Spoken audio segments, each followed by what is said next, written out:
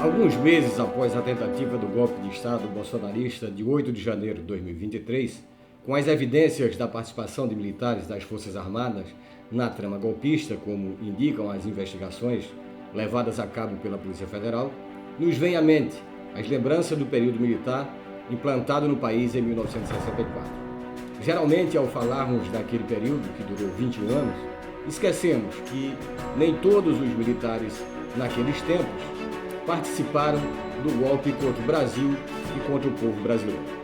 Pouco se fala sobre a resistência dos quartéis ao golpe de 64 e sobre a crítica interna aos rumos adotados pelos governos militares.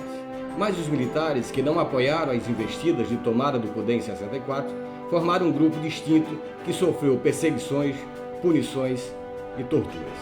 Contrário aos militares de alta patente que esquadrinhavam os rumos da política e da economia do Brasil, cerca de 7.500 membros das Forças Armadas e bombeiros foram presos e torturados ou expulsos de suas corporações por oposição ao que se denominava nos quartéis de Revolução de 64.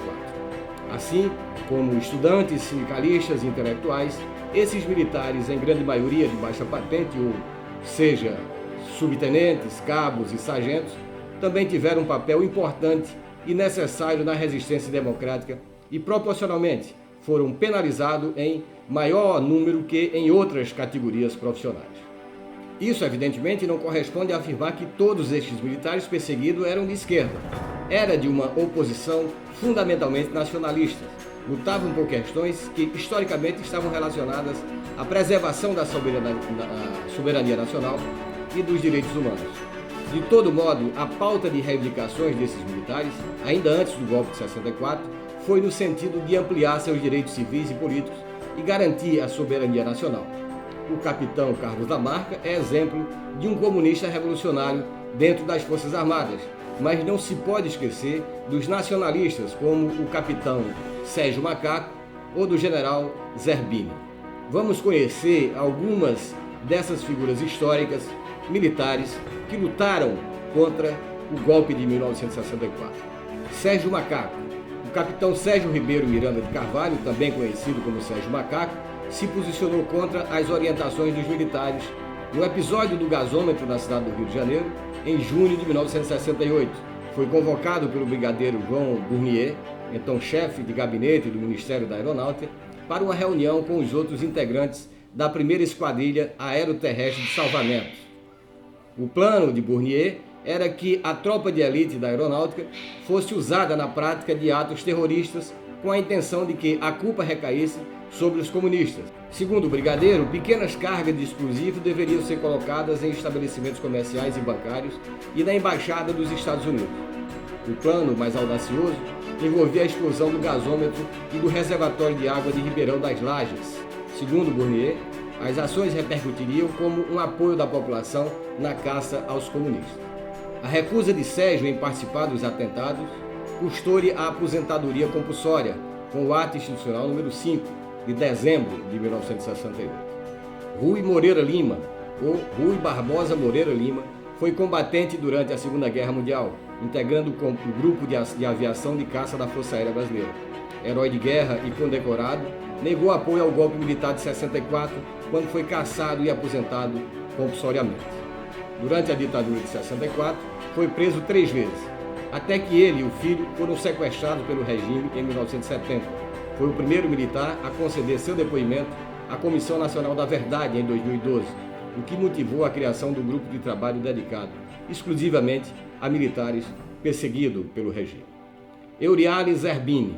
Euriale de Jesus Zerbini foi um dos generais que não apoiou o golpe militar de 64. Zerbini, desde o primeiro momento, assumiu a posição dos nacionalistas e legalistas e, no dia do golpe, com sua tropa, seguiu pelo Vale do Paraíba, no sentido do Rio de Janeiro. Sua intenção era interceptar as tropas rebeladas.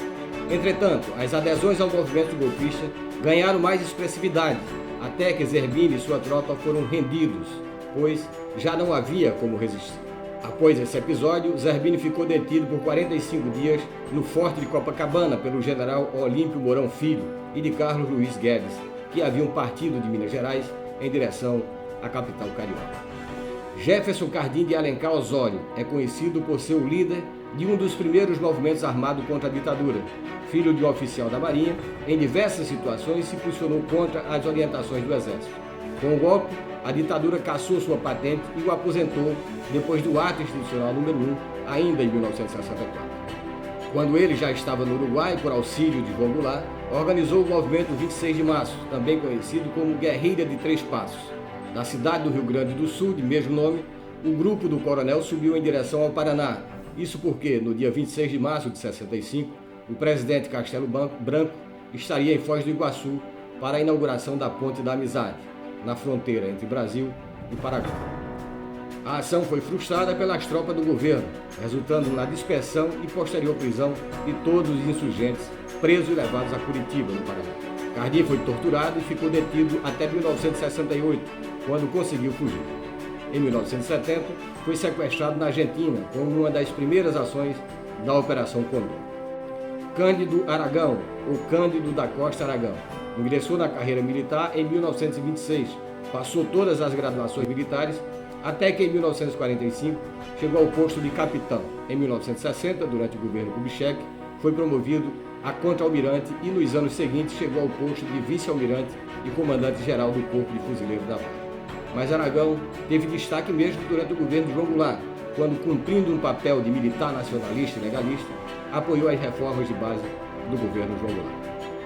Com a consumação do golpe de 64, foi preso e levado à Fortaleza de Lages, onde permaneceu incomunicável por 4 meses. Por causa dos maus tratos na prisão, ficou cego de um olho. Com a promulgação do AI-1, o Ato Institucional número 1, teve seus direitos políticos cassados por 10 anos. Alguns meses depois, obteve habeas corpus e se exilou no Uruguai. Até o final da década de 1970, Aragão viveu em inúmeros países. Com a lei de anistia, voltou ao Brasil, mas ao desembarcar no Rio de Janeiro, em 1979, ficou detido por 50 dias. Finalmente, foi absolvido das acusações em 1981. Na história das sociedades, em qualquer período, encontra-se, por certo, traidores, mas alguns talvez sejam piores que outros. É neste grupo dos piores que se encontram os milicos que traíram o Brasil e seu povo, implantando a ditadura civil-militar de 1964. Do mesmo naipe, são aqueles que, em 8 de janeiro de 2023, tentaram novamente jogar o país nas trevas da ditadura.